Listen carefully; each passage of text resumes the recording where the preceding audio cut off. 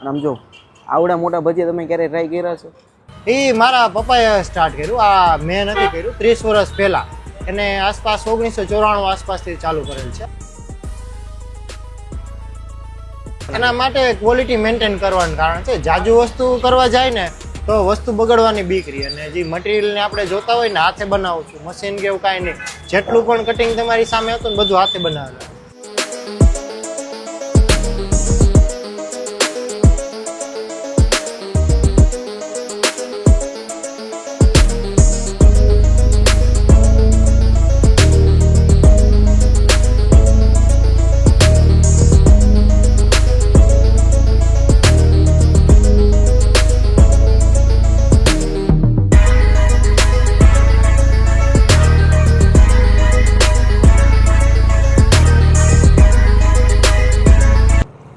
Hello મારા રાજકોટના લોકો, તો કેમ છો બધા? મજામાં? ભાઈ કહેવાય ને મસ્ત વરસાદનું વાતાવરણ થયું છે. અને વરસાદનું વાતાવરણ થાય અથવા કે વરસાદ આવે તો બધા લોકોને શું આમરે ખબર? ભજીયા. રાજકોટમાં ઘણી બધી જગ્યાએ ભજીયા મળે છે, તમને ખબર જ છે. પણ છે ને ભાઈ, આજે હું તમને એક એવી જગ્યાએ લઈ જવાનું છું જ્યાં ભજીયા મળે છે, પણ છે ને બહુ જ યુનિક પ્રકારના મળે છે. અને ભાઈ મસ્ત કહેવાય ને ઠંડુ વાતાવરણ છે, વરસાદ જેવું. અને ભાઈ એમાં જો ગરમા ગરમ ભજીયા મળી જાય એટલે કંઈ ઘટે જ નહીં.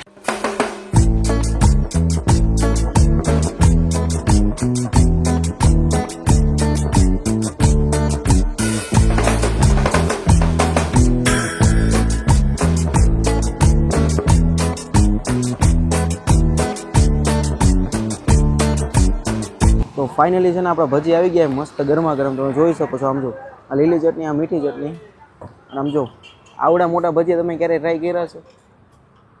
ચાલો ટ્રાય કરીને તમને કહું કેવો સ્વાદ આવે. ગરમા ગરમ ભજીયું છે, મસ્ત કહેવાય ને ચટણીમાં નાખી.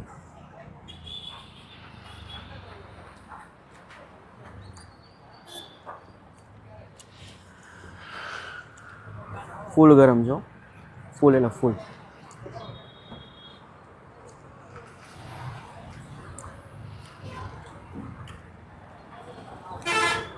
જોરદાર, કંઈ નો ઘટે. એમાં મસ્ત કહેવાય ને વરસાદનો માહોલ છે અને આવા ગરમા ગરમ ભજીયા મળી જાય ને એટલે મોજ જ આવી જાય.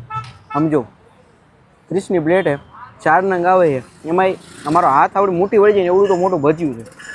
તો હું તો કહું છું તમે એકવાર અહીંયા મેટોડા આવો અને કહેવાય ને ગરમા ગરમ ભજીયા મસ્ત ટ્રાય કરો. અને અહીંયા છે ને ભાઈ 3-4 કલાક જ ખાલી ખુલ્લું રહે છે. અને પબ્લિકનો એટલો ટ્રાફિક રહી છે ને કે ભાઈ તમારે ફોન કરીને વારો અહીં લખાવવો પડે છે. મેં તો મારી નજર જોઈ કે ઘણા બધા ગ્રાહક પાછા ગયા છે. ના, ચટણી વાટણી નહીં જોયું. મેં તો છે ને ભાઈ જોયું કે ઘણા બધા ગ્રાહક છે ને ભાઈ પાછા જતા હોય છે. અને ભાઈ ફોન કરીને અહીંયા આવવું પડે છે, કેવું પડે છે કે ભાઈ મારો આટલો ઓર્ડર તૈયાર કરજો, ત્યારે ભજીયા મળે છે. અને બધું ફ્રેશ માલ તૈયાર કરે છે. મેં તમે બધું જોયું હોય છે વિડીયોમાં. અને પાછી આ ભજીયાની સાઇઝ એવડી છે ને કે એની વાત પૂછો, મજા જ આવી જાય. સમજો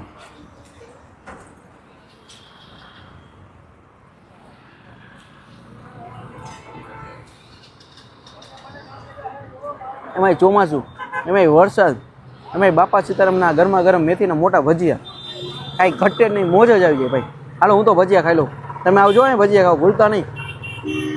તો ફાઇનલી હવે છે ને ભાઈ કૌશિકભાઈ ફ્રી થઈ ગયા છે, તો ચાલો આપણે એની સાથે થોડી ઘણી વાતચીત કરી. હું કે કૌશિકભાઈ થઈ ગયા ફ્રી? હા, ફ્રી થઈ ગયા ભાઈ. ભાઈ મેં જોયું કે તમારે ત્યાં ફૂલ ટ્રાફિક હોય છે અને તમે અત્યારે માંડે ફ્રી થયા છો, તમે પાણી પીવાનો ટાઈમ નથી મળતો, તો આ બધું કેવી રીતે તમે બધું મેનેજ કરો છો? બસ એ તો ડેઈલીની રૂટીન થઈ ગયું છે અત્યારે. બીજું શું હોય હવે. કેટલા વર્ષ થઈ ગયા તમને આ ભજીયાની લાઈનમાં? મારે આમ તો 10 વર્ષથી આ જ લાઈનમાં છું. ખલાસ. તો કૌશિકભાઈ બધું ના પાડે છે ખલાસ થઈ ગયા. અને આમ તો 10 વર્ષથી છું. અને પણ હું બનાવું છું એના પેલા 6 મહિના આસપાસ થયા છે. પેલા મારા મોટા ભાઈ બનાવતા, એ એક્સપાયર થઈ ગયા, પછી મેં બનાવવાનું ચાલુ કર્યું. ભજીયા તો ઘણી બધી જગ્યાએ મળે છે, પણ તમને યુનિક એવું છે કે તમારે 3 કલાકની તો પૂરો માલ બધો થઈ જાય છે. પ્લસ કે તમારે જે ભજીયા આવે છે એ જે હાથની મુઠ્ઠીમાં નથી રહેતા, એટલા બધા મોટી સાઈઝના આવે છે. તો એવું કેમ તમે વિચાર્યું?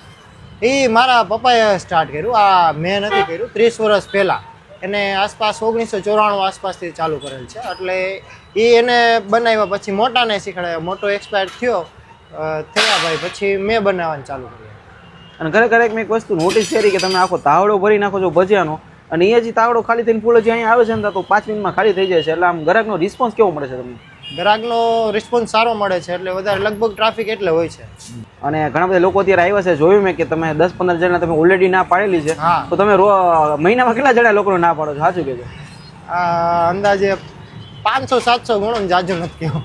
અને તમારો ટાઈમિંગ એવો છે કે ભાઈ 3 કલાકમાં મારા આમ ભજીયા પૂરા થઈ જાય, એ કેવું કે ભાઈ તમે જાજો માલ નથી ખલાસ લેતા? થઈ ગયા વડીલ. અરે નથી કાકા, પૂરા થઈ ગયા. જો માલ પૂરો થઈ ગયો. આજ પાર્સલ હતા, પાર્સલ હતા આજ. હવે વધારે બનાવતા જાય. મેન એક ક્વેશ્ચન આ જ કરવો છે કે આટલા બધા લોકો આવે છે વધારે બનાવવાનું કહે છે, તોય તમે કેમ ટાઈમિંગ વધારતા નથી? એના માટે ક્વોલિટી મેન્ટેન કરવાનું કારણ છે. જાજુ વસ્તુ કરવા જાય ને તો વસ્તુ બગડવાની બીક રહી. અને જે મટીરિયલને આપણે જોતા હોય ને, હાથે બનાવું છું, મશીન કે એવું કાંઈ નહીં. જેટલું પણ કટિંગ તમારી સામે હતું ને બધું હાથે બનાવેલું, જરા કોઈ પણ મશીન નહીં, કાંઈ નહીં. એના માટે જેટલું બને એટલું આપણે સારું દેવાનું વિચાર કરીને રાખી છીએ, નહીં કે જાજુ કમાઈ લેવાનું, જાજા કસ્ટમર લઈ લેવાના. ભજીયામાં તમે શું એડ કરો છો? કોથમીર, મેથી, મરચાં, ડુંગળી.